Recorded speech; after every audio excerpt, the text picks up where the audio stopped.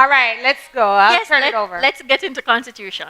All right, so in your household, who sets the rules? Yep. Say your mother, your father. Parents primarily set the rules. Now, is this set of rules written down somewhere? Can I go and see Smith family rules? So how do you know what the rules are? All right, and what happens if you violate one of the rules? All right, so those rules are oral, they're set, they're not written, and there are countries which do have constitutions which aren't written down, like England, all right? Now, in your school, though, your classroom, your school environment, etc., who sets the rules? It's at different levels, so tell me who sets the rules.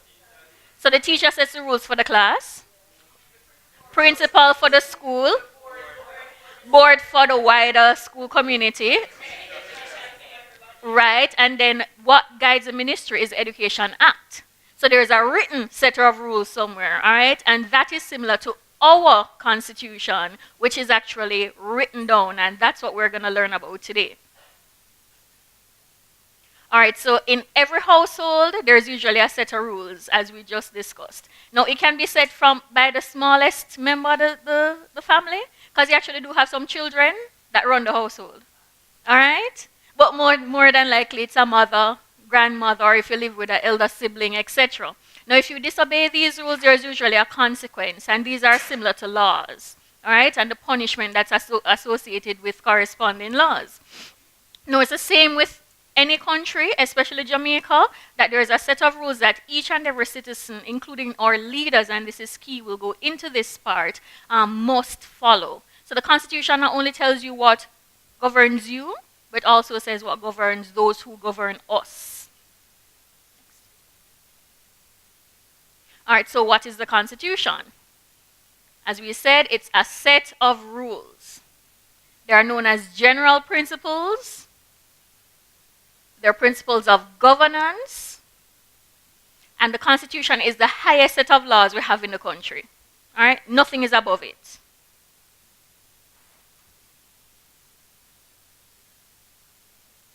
Now we go to a video that will tell us a bit about the formation of the Constitution. On the morning of August 3rd, at the Palisadoes International Airport, the moment approaches for the arrival of Her Royal Highness Princess Margaret. From the airport, the Princess drives through the gaily decorated streets of Kingston, where thousands of spectators line the route to witness the first major event of the 8 days of celebrations. Present!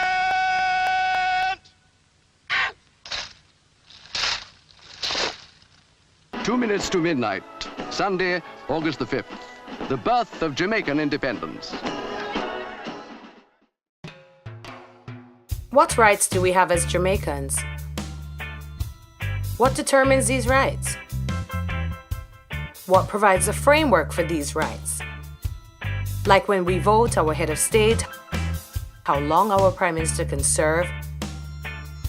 The answers to all these questions are found in the Constitution, which is the foundation of all laws. Many youth have never read the Constitution and see it as something which does not affect their lives. But why is the Constitution important to youth and all Jamaicans?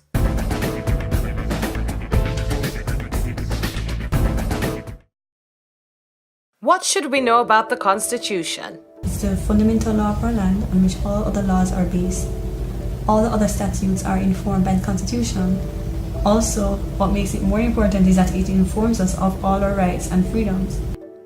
The Constitution is not static, and it has been amended several times over the years. It was drafted by a bipartisan committee. The initial draft was developed for Jamaica's independence from Britain in 1962 by a 17-member committee of parliament consisting of 16 men and 1 woman, including 2 national heroes, Norman Manley and Sir Alexander Bustamante, who were the leaders of their respective political parties at the time, and MPs Sir Donald Sangster and Edward Seaga, who later became prime ministers of Jamaica. The lone female was Iris King, who served as the first female mayor of Kingston. So from the video, what did you learn about the Constitution? On the morning of?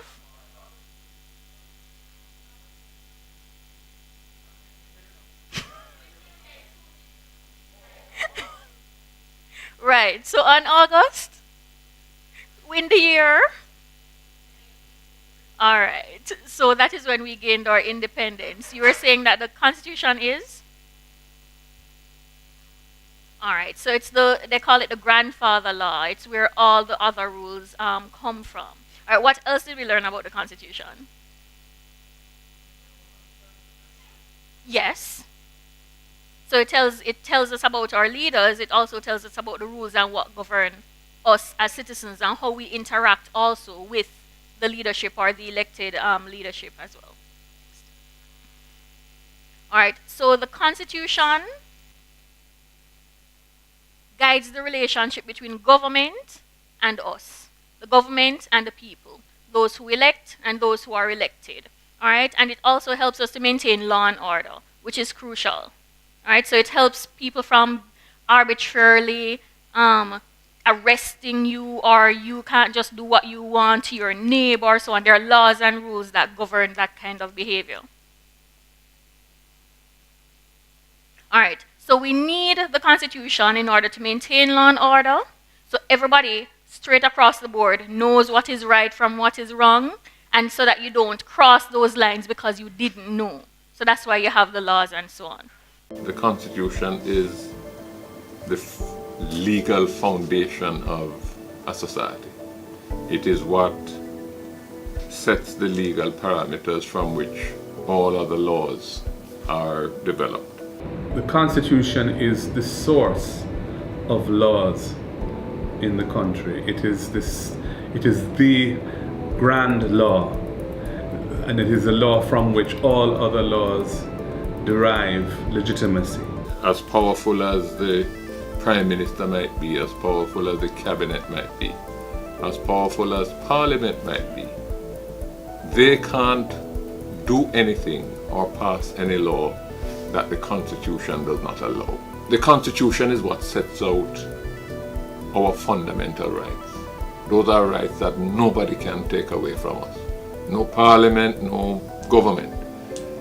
Those are laid down by the Constitution, and therefore, if you don't have a Constitution that is strong and that is enforceable, then we wouldn't have any protection. All right, so we heard from two Goldings there, Mark Golding, MP, and former Prime Minister Bruce Golding. They extended the definition for Constitution. What were some of the key words that they came out of their video presentation as it relates to the Constitution?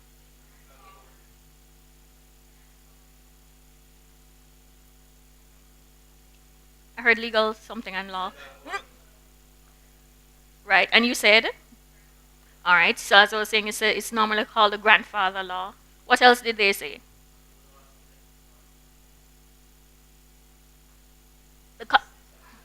Right, so it means nothing can be passed that's in contravention to, nothing that is contrary to, nothing that would oppose can be passed, because we have this overarching or this big set of laws called the Constitution. What else? There were some key things that he said about leadership and so on.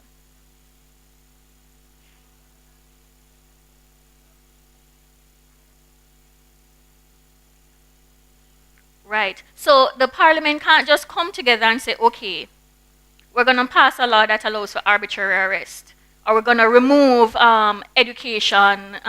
Everybody needs to pay for education from birth all the way up. They can't do those things arbitrarily because there's already a big set of rules that's set out. So it also keeps the government in line as well as to what and cannot do in order to protect us, the citizens. So you can't just have a group of people go and change what's there because you already have this foundation set.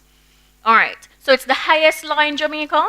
Even the Prime Minister and Governor General, police, judges, etc., everybody has to follow the Constitution. Now, as citizens, we should know the Constitution so that when someone is not doing the right thing, then we have, something that we can stand. Who has ever read, seen, looked at, knows where to find? Read? Which part of it did you read? You skimmed through? All right. Which part? What do you remember? Okay, so the section dealing with sexual offenses. All right, who else has ever read or...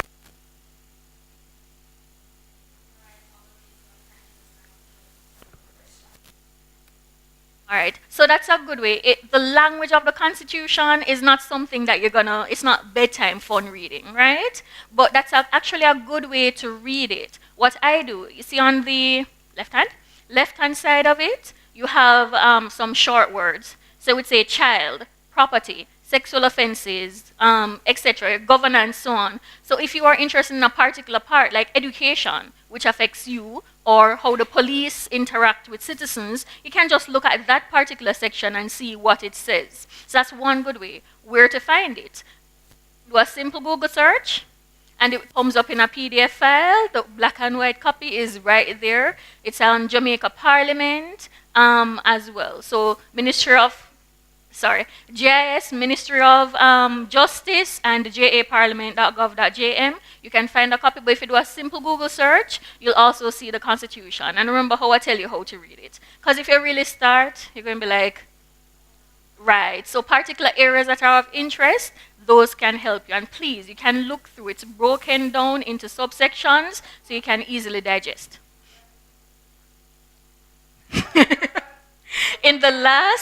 No, that's good. In the last workshop that we had, someone suggested that Talk Up Youth make a youth-friendly constitution. So we go through the different sections and make it engaging and stuff. So maybe that's something we can look into.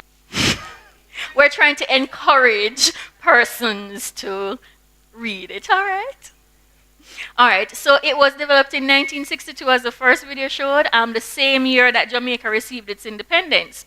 Now, it took leaders about 4 months, and in that period, they also had 4 weeks of consultations where they went to the people to ask them their input on the Constitution as well. So there was citizen participation in it, but it was a complex process that they dedicated a particular period, 4 months to develop. Several groups participated in it. Civil society, police, etc. And another key point to note is that one of the only living persons that was a part of that group right now is Edward Siaga. He was on that initial group. Then he was Rennie MP, correct? He was MP, right. You can go. Mm-hmm. In the video, yeah.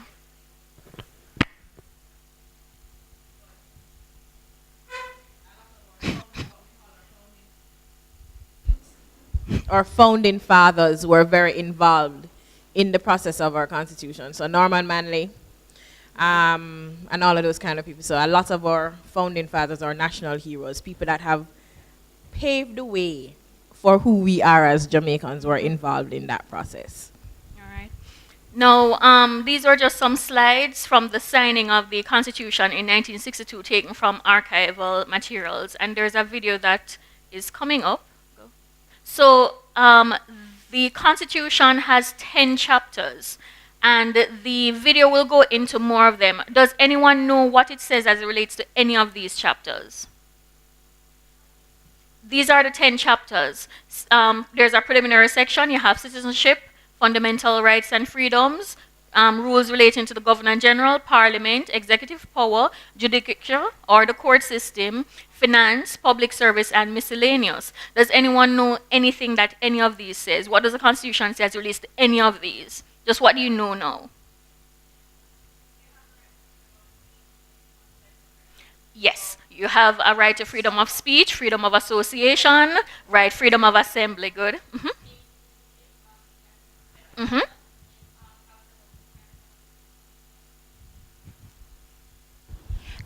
It speaks to who can become a citizen, how you become a citizen, and what age. I think there's an age thing for when or how you can go about becoming a citizen. So it outlines a lot of that. Cool. Now the key thing, when we normally hear about chapter 2, thank you for raising that one, citizenship, we usually hear about it as it relates to election time.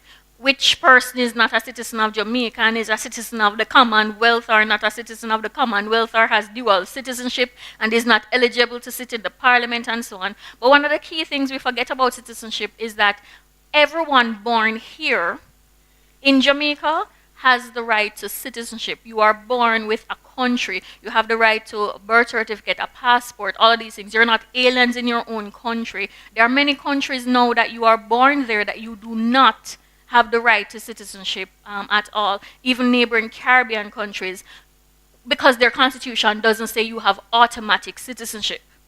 That is something that we have. So for example, there was a big issue a few years ago with Haitians born in Dominican Republic. Even from the 40s, 50s, 60s, they had no birth certificate. So they were aliens in that country for years. They're also aliens in Haiti because they have no record of them there either. You have that right. You can get a passport. It used to say Jamaica. Apologies, it now says CARICOM.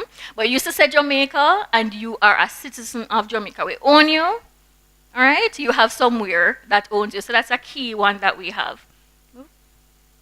All right, so this video and the others will help a bit more on the chapters. Some more facts to note are, it was developed over 4 months. The public was given only 4 weeks to make contributions to the development of the Constitution, and only one of the 12 sittings of the Joint Independence Constitution Committee heard these submissions. It has 10 chapters. 1. Interpretation and effect. 2. Citizenship. 3. Fundamental rights and freedoms. 4. The Governor General. 5. Parliament. 6. Executive powers. 7. The Judicature. 8. Finance. 9. The Public Service. 10. Miscellaneous. All right, so we're going to go a bit more into this. So as Sujay had spoken about before, we have rights, but there are responsibilities. We also have responsibilities as citizens. So the Constitution ensures our rights. It tells you what the rights are, all right? Now, it says we have rights no matter who we are or where we live, and these rights allow us to live in a Jamaica that is free and just. All right, now these are some of the rights that we have. I'll pay attention to certain rights. Now, it says, for safety, no matter where you live, if you request police presence, for whatever reason, they should be there. Thank you. I'm so glad you picked up on this one. Why are you feeling a bit about this? What usually happens? Mike?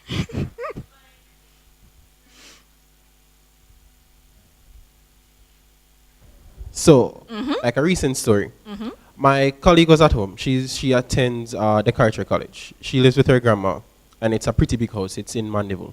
So she was saying that she heard some rambling sounds, are cool, and they thought it was the dog running around the house. So she went to her room, and her little brother saw a shadow approaching the window. So she started screaming. So the entire house went into a panic. They called the police. They called her father as well. The police did not show up. They are yet to show up. What her father had to do was call a private security company to stay with them overnight while he was on the road. Police did not show up any at all. All right, thank you. Now, the police are supposed to respond. However, what are some of the things that limit their ability to respond? Yes, resources. So most times it's one vehicle. If you live in some hilly area, you know they're not going.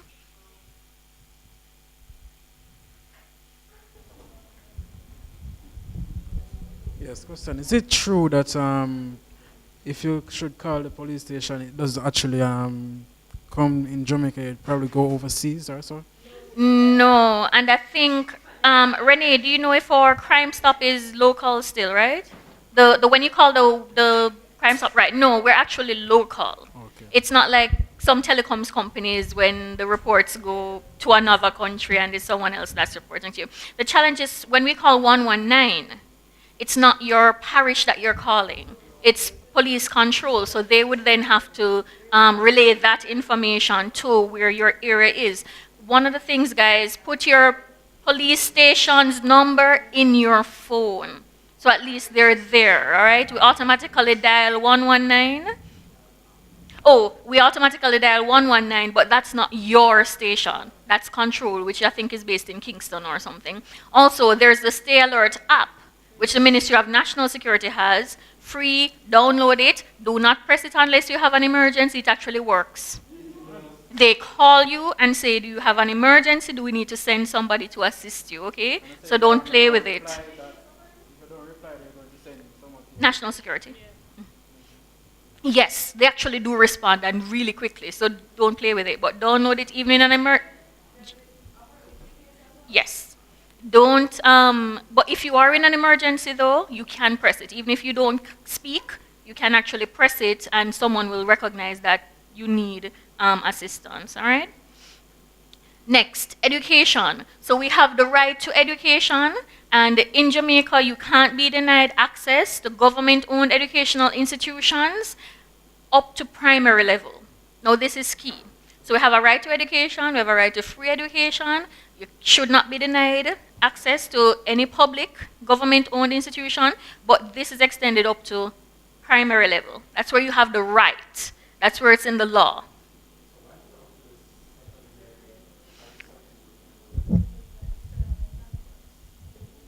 Yeah. Yes, I'm wondering correct. why isn't it? Yeah, because of the external exam. Because then it's not that you have a right to go to St. Jago High. There is something that filters or allows you, or if you didn't pass or you can't, they then have to find a space. But up to primary school, remember why they did this zoning thing? And you're supposed to go to the school in the area and all of those things. Up to primary school level, that is provided by the government. It's not a right. You have, it would be a word, what's a word lower than right? It's not, no, not privilege. It's not something that the Constitution ensures that you have, but the systems are in place to ensure that you are placed at a high school, but it's not a right. It's not something that's enshrined or in the Constitution or anything like that. Okay. All right? But up to primary school, then go arrest your parents if you're not go to school. Okay. It's in the law. It's set that you have to go. All right. Now, housing and basic amenities. This one is a bit of an issue as well. So we all deserve somewhere to live, food to eat, clothes to wear, etc. However, we must acquire these things lawfully. This does not say that the government going to give you a house, going to give you food, and going to give you the bashment clothes to wear. However, where it falls short or where you fall short, social security systems are in place to assist, because in order to ensure this right, they have to put certain systems in place. PATH, poor relief, right? NHT to assist you, those kind of things are in place to fill the shortfall in case you're not able to meet those. All right, now we have the right to freedom of speech, as was mentioned earlier. Now, while this is true, it doesn't mean you can say anything. It does not mean you can say anything. You have a question in your head. No, I'm just bothered by the education thing. Oh. Yeah. It's simply saying, okay, so you have a right to house. Go ahead. All right, so there's a covenant, international covenant on economic and social and cultural rights that Jamaica is a party to. From that is international law, and in that covenant it was agreed upon that at the primary level you'd be allowed to have free education. So yes, we might want at the high school level, but the law that we have signed on to, we've agreed to at the primary level. Universal primary and the education. constitution that we have as our primary, we're going through now, is for primary level. Yeah. I understand where you're coming from, and then it can be extended to, because people say, oh, so why not university? Why we can't go university? Mm-hmm. The biggest thing with the right is that nobody can turn you away. Right. So if you go to a primary school or a basic school, the teacher can't tell you, say, I don't want you come in there, because the government say, Pitney must come. That's the biggest thing with it. It's a right. So while a high school can say, we're at capacity, you didn't pass to come here, you never passed to come you don't pay your you're not the type of student we want. We prefer, students with A's, or we prefer athletes. If you're a KC bug walk, with your Japan, means the kind of people you're going to want some athletes as opposed to. I'm sorry, Jago in here to not forget that Jago is big track school, but you understand what I'm saying. So but at the primary, nobody can deny you access. You have, it is if somebody deny you access, you can carry it to a court of law. You understand what I'm saying? That's the difference. It's not that you can't go to secondary school. Right, it's just not a right. It's not a fundamental right. right. Yeah. Hold on. But then you have people on the roadside and they have all kind of issues, delinquency. Hold on. Yeah. All right then. So if we don't have a right to go to high school, then yes, they will. It's an opportunity. Then is that the word? That's a good word. Opportunity then to go to high school. If we don't have a right to go to high school, why is it that we should do GSAT then? Why would do GSAT if we don't have a right to go to high school? So we've moved. Remember what we said the Constitution was? Grandfather? All right. So you've moved down a level. You're going to like your acts and your policies and those kind of things that govern education. So it's not set out in the fundamental rights, but there are other things that would then govern how the lower levels operate, all right? So GSAT went through a whole policy thing that the Ministry of Education decided on, and now they've changed that policy, and they're now at PEP and so on. So that's a lower level. These are fundamental. These are things that they can't take away, kind of, all right? You were saying. All right. So, like... Yes, next year's PEP. Primary education program, something program, something like that, right? Yeah. All right, so like... We're all stuck on the education. Yeah. Like, we are we've had the issues where schools are giving suspensions, they're telling students, oh, if you don't like my rules, don't come to my school. Yes. And like, I'm seeing where it's because the Constitution doesn't say it is my right to have an education at the secondary level. It's just an opportunity. So bearing that in mind, schools can do anything they want under the Education Act, within the Education Act. But it's not like saying the rules, most times rules are, like I like to say rules, the rules that are outlined in some schools are just a model of common day slavery. They are so oppressive sometimes that they model common day slavery. So, like it's called draconian. Yes, they're draconian. They're not at slavery level, okay? They're draconian. They're a little heavy-handed. All right? You don't feel like you have much flexibility. All right? You step out a line, that's it. So they're heavy-handed, but it's not slavery. Let's not call it all right, slavery. Let's not call it slavery. All right. Yes.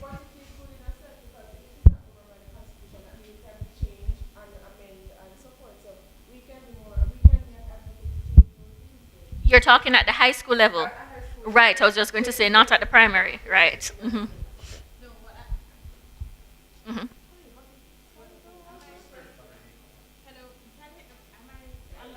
Mike? Okay, I hear myself now.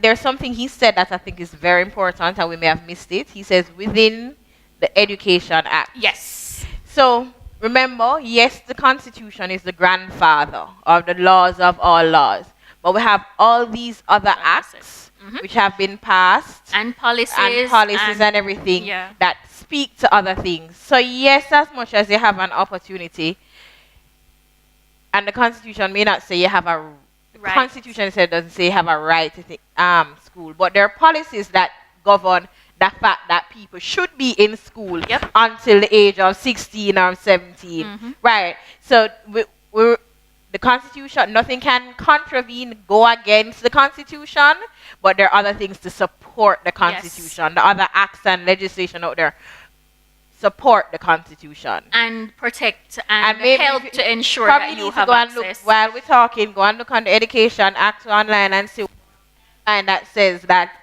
we should be in school till 16 and come and tell us what clause. Yes. We can look. All right. Just, yeah. Yes. Yes. She's telling you that you don't need to check because of facts. She check already and she know. No, don't do that. You must all listen to me. I chat enough and you must always challenge people here. But on that point, right? When we do board representation and schools are at the point of expelling students, right? Sending them away. Schools don't often do this. So them expel you, cool. You're at home, you don't do anything. Schools don't have this procedure where, all right, I'm asking you to leave my institution, but in doing so, I'm going to suggest that you attend this school, or I'll make the provisions for you to do so. A lot of schools don't do that. No, they don't do it, but you can actually go. This is where the Education Act comes in. So dismissing you is at the board level. That's where that decision is made. But the Education Act comes in here because you're supposed to be in school. So you can go to the ministry and say, I got expelled from here. Please find me a place, where can I go, etc. at your regional level. So it does allow for that as well.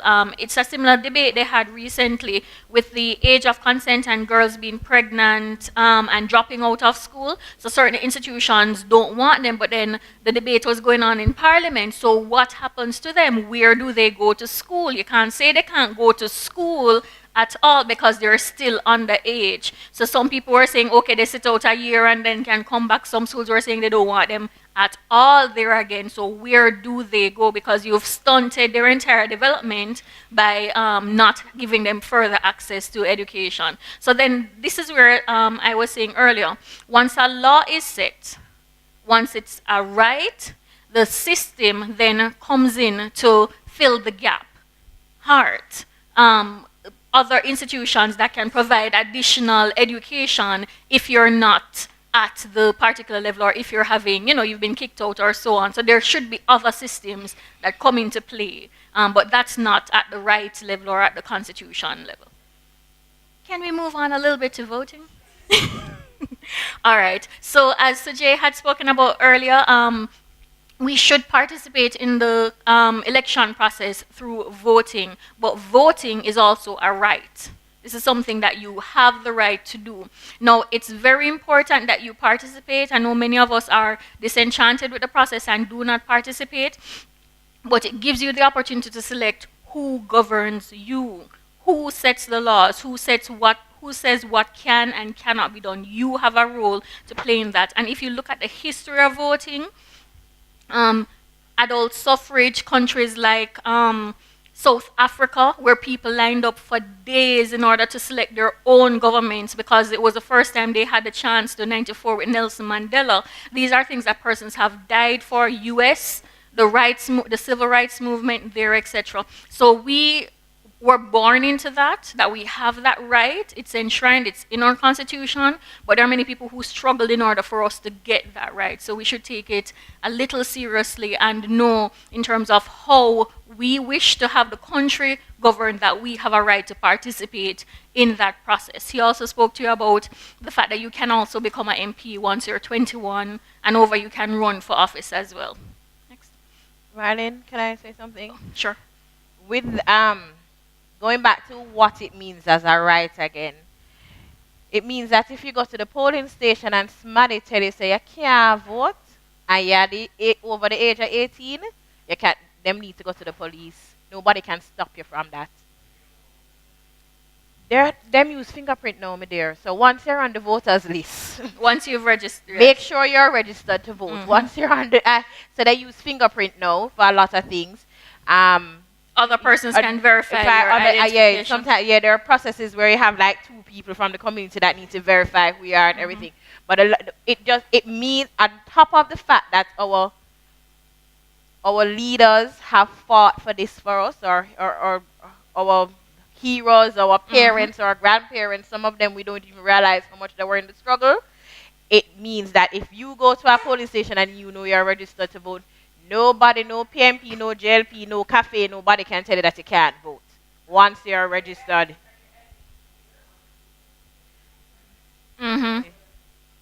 Right. So just remember, that's what it means. Or nobody can take away your vote. Yeah, one man, one vote. The word that's associated with it is arbitrarily. So nobody can willy-nilly take away your rights. They are things that you have. They're like a part of you. And this is where we're going to move on to, which is human rights.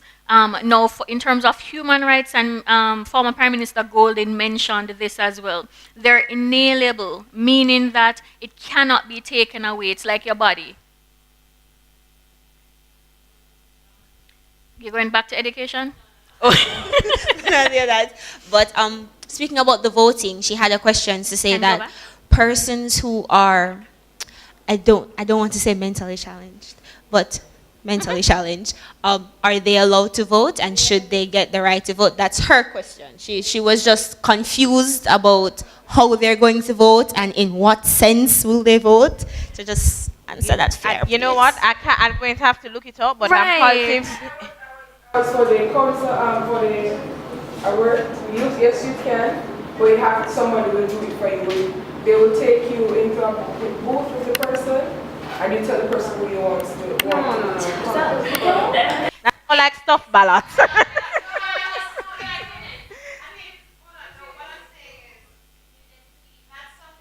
I have to Research. have to look up because Yes. taking somebody in mentally challenged doesn't mean.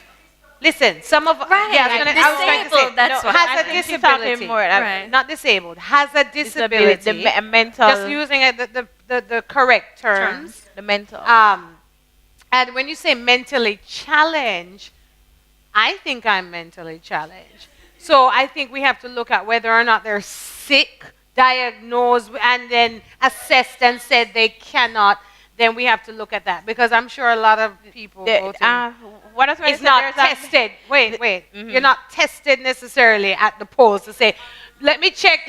There's a doctor waiting to assess you. So that's an interesting one. I heard, it's an interesting one. We're going to double check it, but I know there's a. Forgive me if it's not the right name. My people over here on the phone looking up the act. It's called If it's not the Mental Health Act. I forget what it's called, but it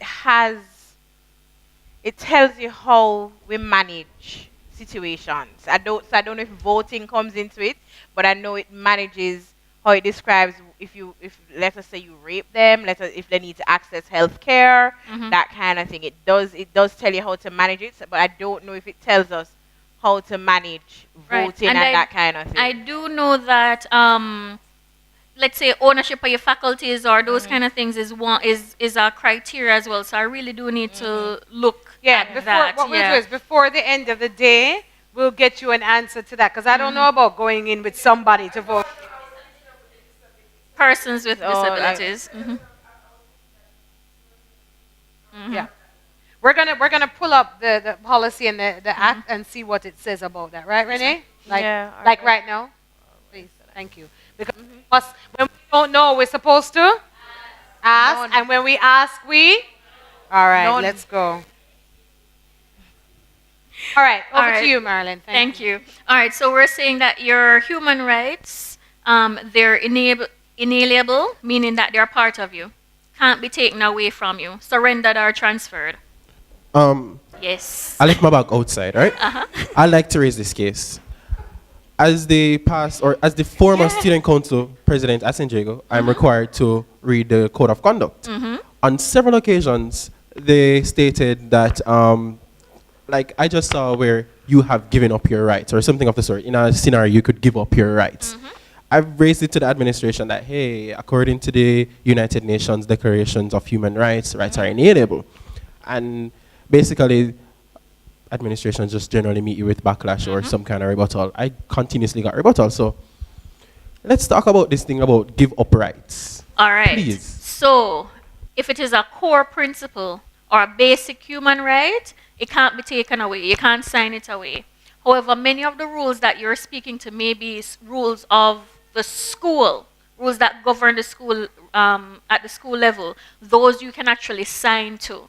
If you don't sign, many of the schools won't let you in. You have to sign it initially. However, if you actually don't sign, you're not agreeing to the ones that are set. So they may be talking about rules that are set in your rule book. Those aren't fundamental human rights. Fundamental human rights are the ones that are inalienable. They can't be taken away. So if you don't sign, then it doesn't necessarily apply to you, really. Okay. But they're not going to take you into the school. And worse, it's at the high school level, so you can't even complain because it's not a basic right. Sure. Oh. Cool. That's serious. Tough people, man. All right, so the next thing is that they're universal. Everybody has the same right. Can you think of some of these basic human rights? That's the one you're gonna say? Oh. Uh-huh. Freedom of speech?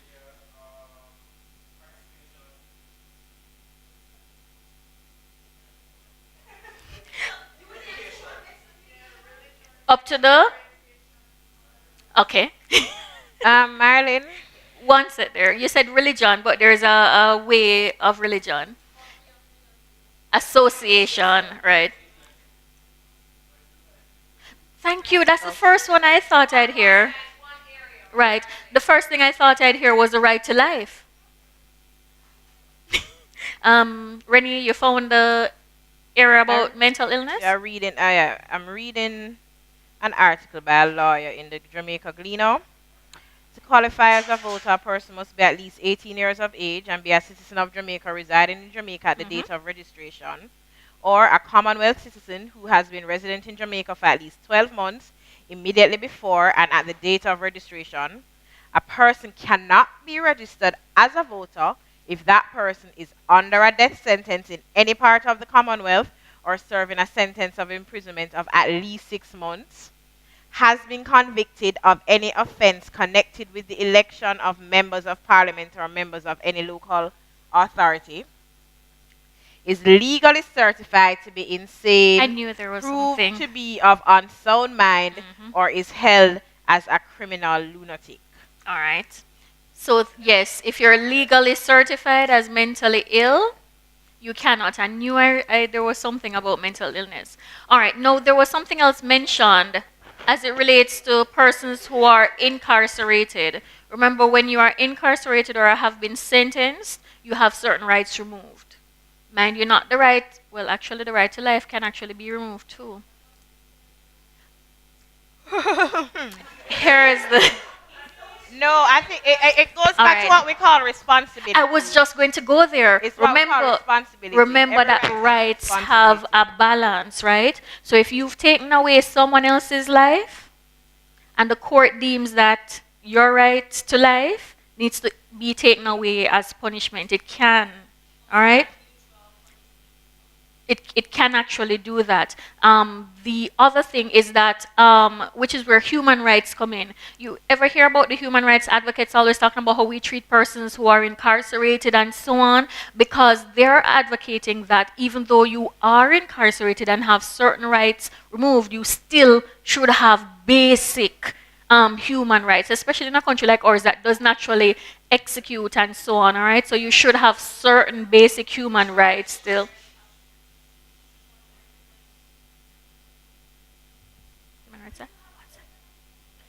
Yes. The law does not, we just don't enforce it. No, but persons have been sentenced to life in prison because we don't sentence persons to death, but it's still on our books. It hasn't been removed.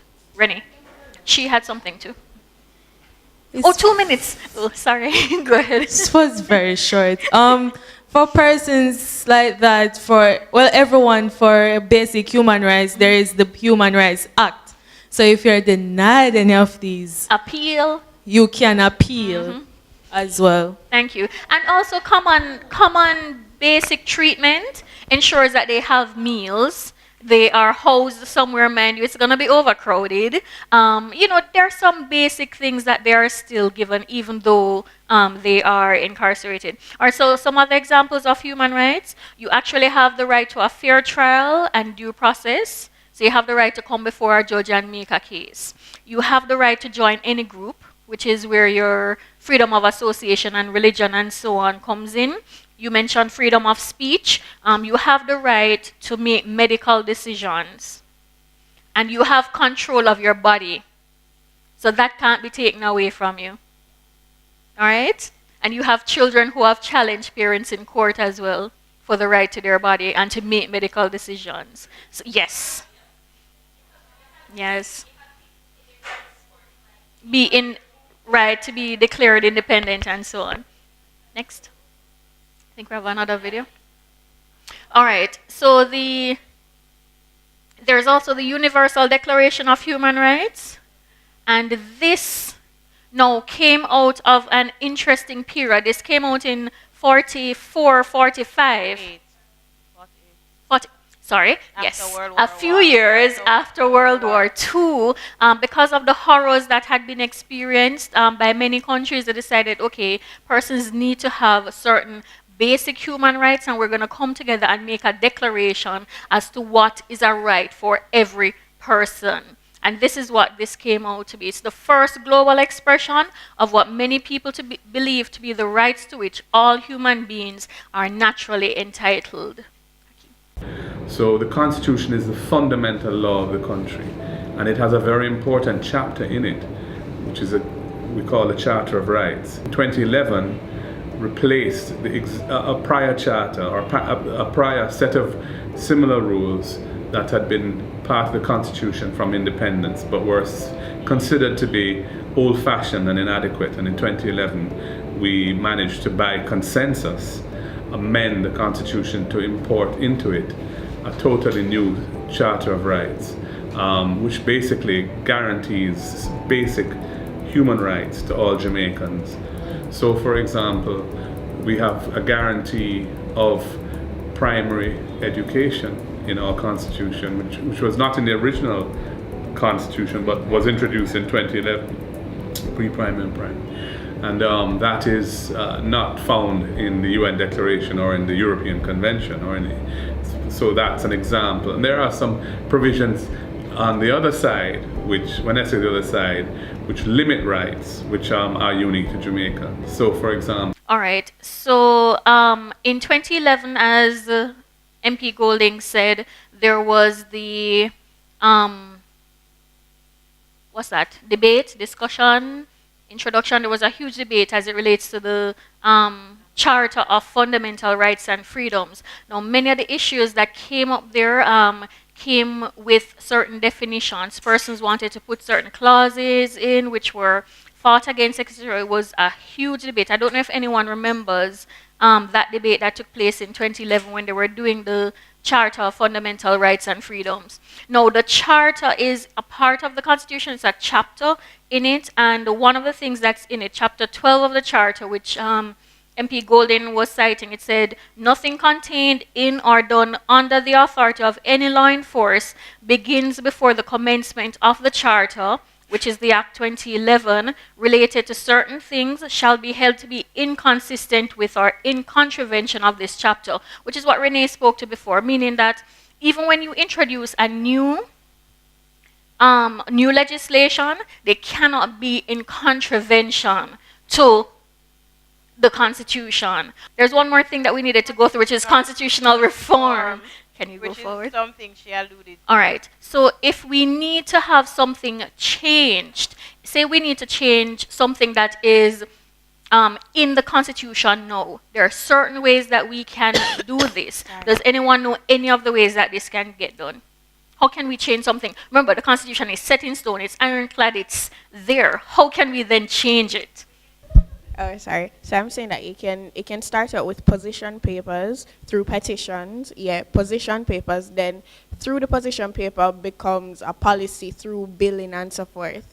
It's it's a channel, that you go through. Okay. So the reform process is there. Now, one of the ways that we can change things is, have you ever heard the word entrenched?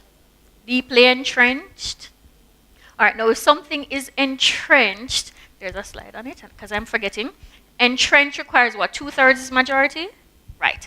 So the House has to vote, and 2/3 of the House has to vote for, 2/3 of both houses, House of Representatives with your MP, and the upper house, which is the Senate, both of them have to vote. 2/3 majority means that you can change something that's entrenched. If it's deeply entrenched now, you need to have a referendum, which is where you go to the people in order to have it changed. Along with the 2/3 majority, right? That means that it's one of the fundamental things. No, there was a big debate, and it still continues and now. There's the one before the entrenched.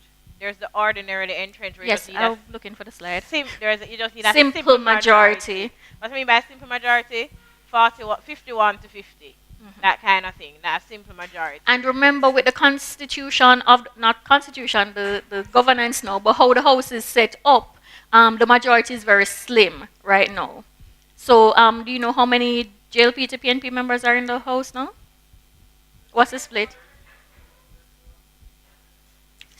We had gone one more, right? Isn't it 30, 33? 30, 33. Right, 30, 33. So that's not 2/3. All right. And what's So you would need, right, you would need opposition to support anything that is going to be changed at this level. Now, there are many persons who say that the Constitution, it was written in the 1960s. It needs, it's not current. We need to ensure that it's now up to date. We've moved, in other directions. We need to be able to make certain moves and so on. And this debate is part of the reform process where persons are saying, okay, we need to look back at the Constitution and make some changes. And the two Mr. Golding spoke to the reform process. The constitution that we have, which was developed by the British 55 years ago, is not appropriate for today's Jamaica. As a matter of fact, in some respects, while I know it has served us well, in some respects, I believe it has held us back. And like everything else, after 55 years of experience, we are able to determine what it is in the Constitution that needs to be changed. How do we strengthen provisions that are there that need strengthening? How do we remove provisions there that we feel may be holding us back? And that is what constitutional reform is all about. It's not perfect. I would say there's no perfect constitution in the world. I wouldn't focus on the time it took to develop it. What emerged from it, the product of that process, had consensus within the society at that time, the early 1960s, and was a coherent document, elegantly written, and I think was a good document for the era that it was created in. That's over 50 years ago. Thank you. Sorry about that. It ended in the middle of a sentence, so I was trying to get it at a good place to stop it. Renee Lights. All right. So what have the both Mr. Golding said about constitutional reform process? Why yay and why nay for constitutional reform? Yes, Summer. Yeah, because it's no longer reflective of the society that we live in. So that's the point of former Prime Minister Golding. There were some other points made about the reform and why reform. Who created it back in the day? We've been independent for 50 years, 55. We've been independent for 55 years. 6 this year, getting closer to 60. All right. Which means maybe we can look at the document now and see, what we want to write. How does it fit a post-colonial Jamaica, a vision 2030 Jamaica? But in all fairness, we spoke about I don't know if you realize from what Marilyn was saying, and it was brought up in the videos, the last time we had a change in the Constitution was the Charter of Fundamental Rights and Freedom in 2011. So that was the last time we actually did anything. And the primary thing, that was when it was added. That was when it was added. And that's one of the debates to persons who are near to one of the points of persons who are near to constitutional reform overall. They actually say that we actually do have, it does allow us to amend here and add there and so on. So you don't need an overarching process. If there is something that needs to be addressed, similar to the charter, we can make the necessary adjustments, etc. All right. Now, in conclusion, let's have a bit of revision. When was the Constitution developed? Yes. How many chapters are in the Constitution? All right. Now, how long did it take to develop the Constitution? How long was the period of consultation? Thank you. 4 weeks. What are some of the rights that we have?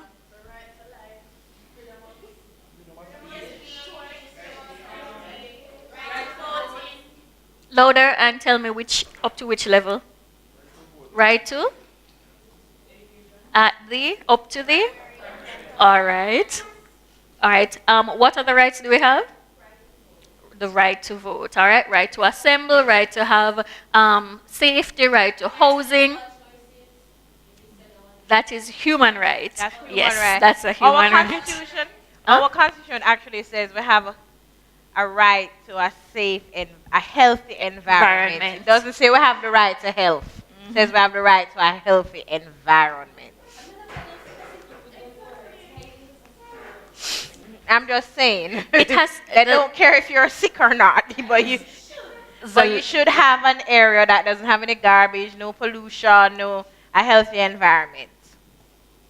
Why do you look so perplexed? One sec.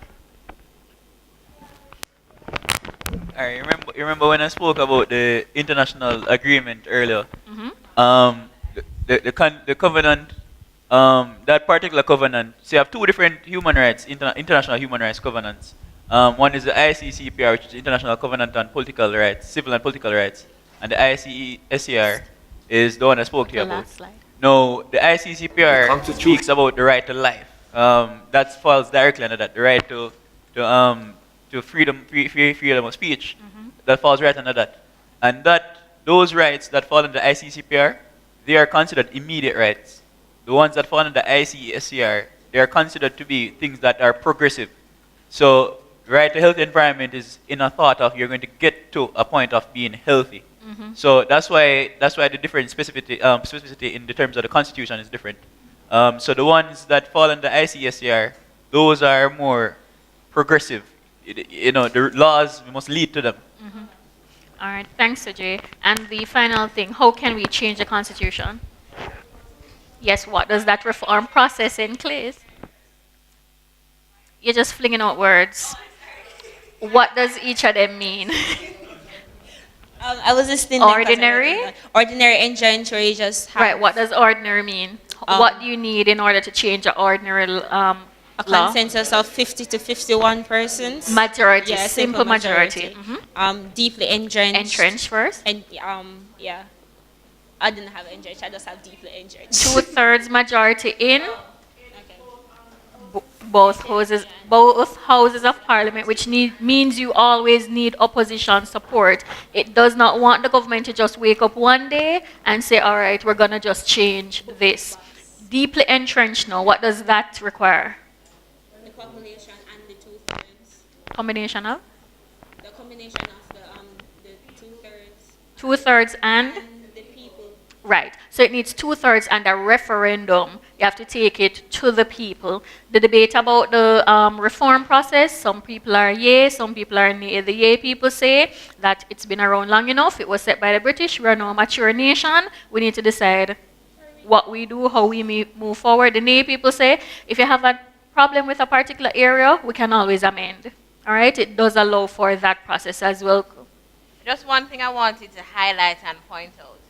Our constitutional reform process, constitutional reform can't take place without both governing parties being involved, because that's just how it's set up. So it can't be a PMP thing or a JLP thing. It has to be a every P thing.